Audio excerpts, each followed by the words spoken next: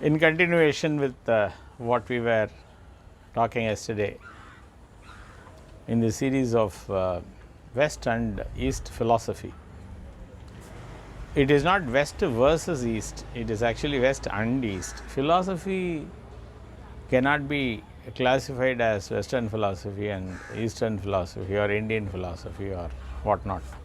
Philosophy is philosophy. All human beings have got all these fundamental primordial questions to be answered, and philosophy as a subject is making an attempt to answer all these questions.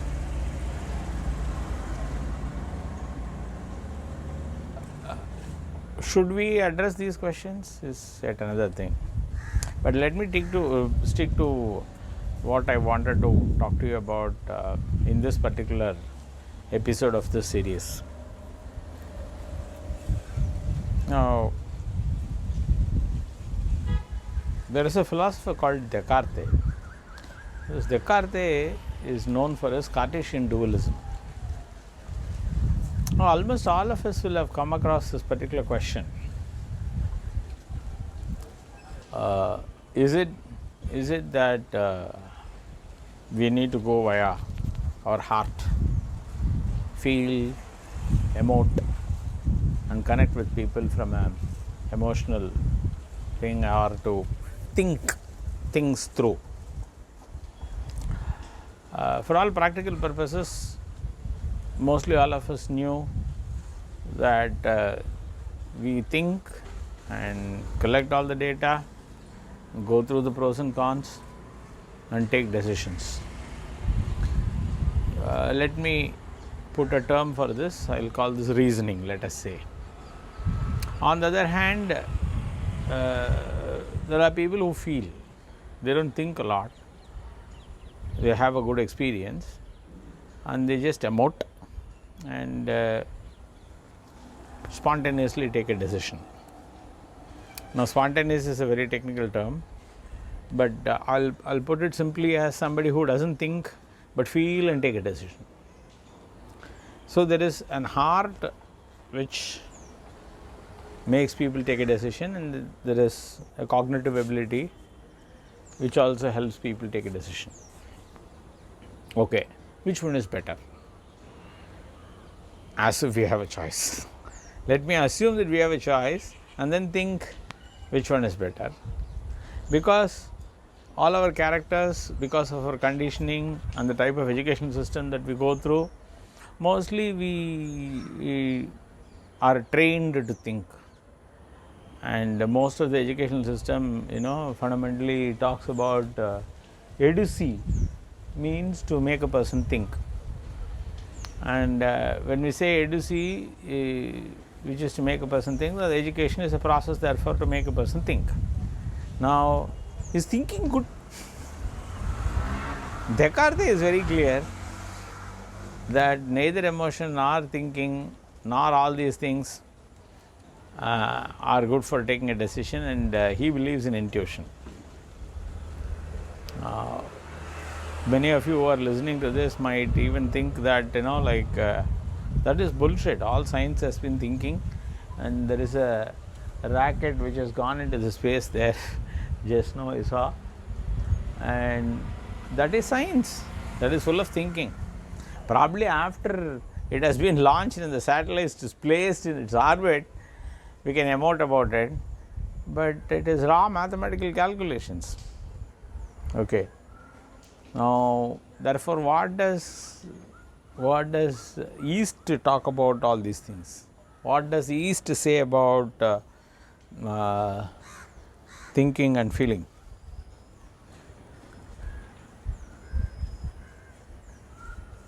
We put it in three basic categories: bhakti, jnana, and karma. Bhakti is surrender. Don't think, emote with the God. We have a lot of stalwarts who are extremely good at bhakti, like Mirabai, so many, Tulsidas, and it is endless. The list is endless. And then we also have those who have taken the path of Gyan, Uh, so there is a process where,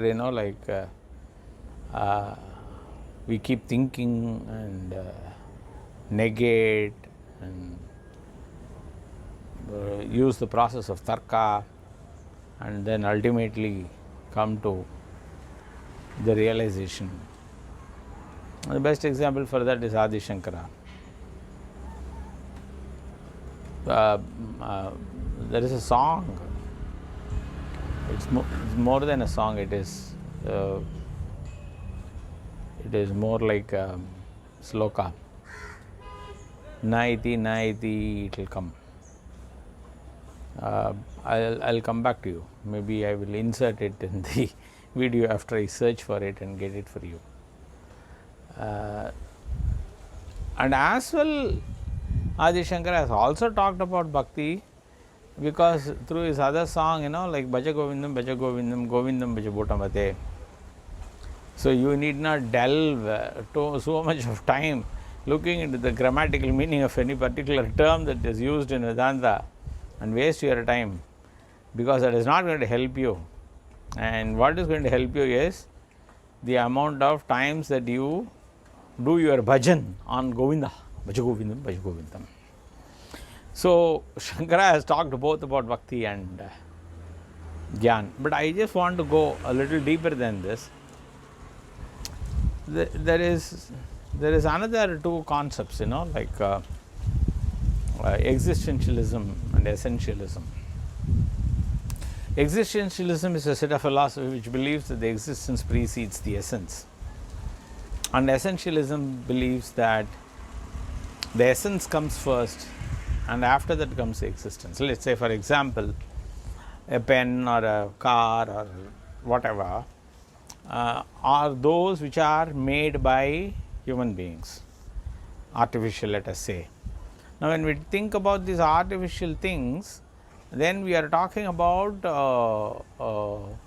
things wherein the essence of those things are first constructed or construed in the minds of the people. So the essence precedes the actual making of it, which is the existence. Now this is essentialism. Existentialism, on the other way, is the existence of things comes, then we put it into use in some way or the other. Therefore, the question is, what are human beings? Should we consider the purpose of life as an essence where it exists already and therefore we have come to this earth? Or should we consider that we have come to this earth and we make a purpose out of it? This is a very deep question and an important question also, because many of us ponder this question as to what is the purpose of my life, like what are my duties, how do I do my duty.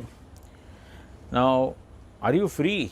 You have come to this earth and it is up to you to choose a purpose, if at all you want to have a purpose. Or is there a purpose destined and we are supposed to do it? Immediate thought that might come to so many of you who are watching this video is that we have all come and nobody has given us a record.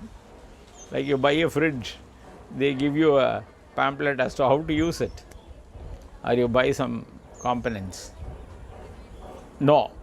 Human beings, when we come to this earth, there is no booklet which has come to say what are we supposed to do in our life.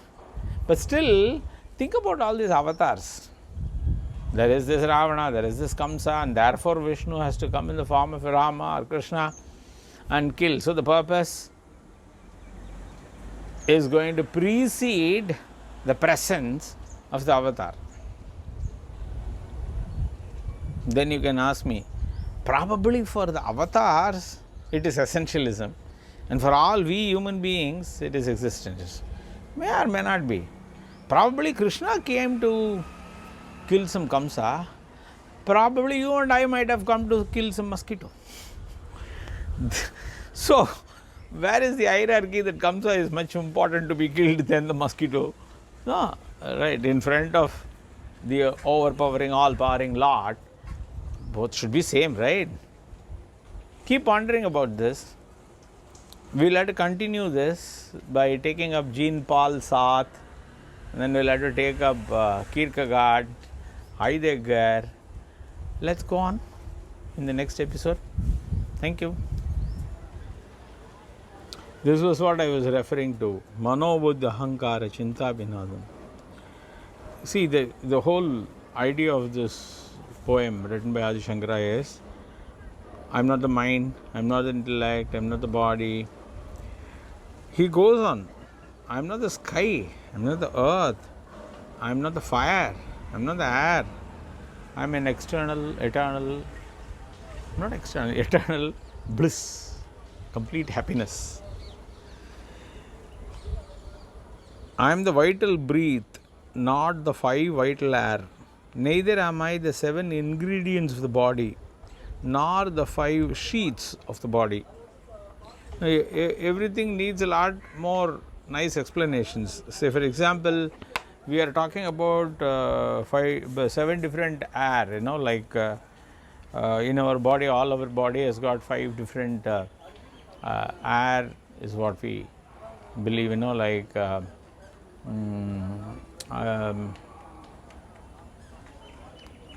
Udanan, Vyanan, Apanan, and it also talks about the 5 sheets.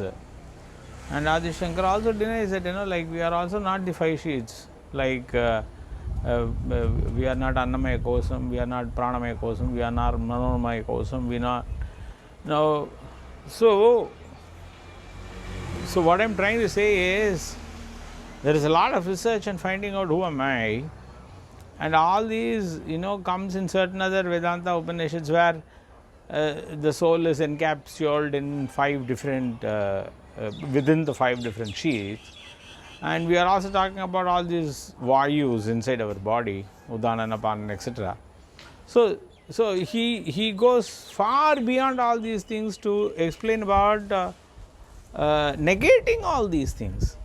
So in a way, the self, and then the eternal bliss, and then we are talking about the energy in the cosmos being one with the energy of every single life form. Now, is there an emotion here or cognition here? Unlike Western research, there is a research here, but this research is more internal than external. And this research has also come up with answers. And there is further research which goes on to negate it also. So, is spirituality really away from science? I don't think so. We are talking about 2 different types of science, because science is basically a process. I don't consider science as a subject. Science is a process. Anything which we observe, we experiment, we create an hypothesis, test the hypothesis, and go on to say what we understand. Now, the further experiments and further observations and further deviations and trying to create a synthesis of those theses and antitheses of all these hypotheses is going to keep advancing, and this advances both in science and spirituality. So, the process is the same. I don't know, now we need to extend this process to find out whether emotion and feelings are also going to create this, because we started with Descartes and this Cartesian dualism. So, I need to come back to that, but we have branched out to existentialism and essentialism, and then we are working on to find out about this Bhakti Marga, Jnana Marga and the avatars. Let us try and combine all these things and find out where all these connections are taking us to. Thank you.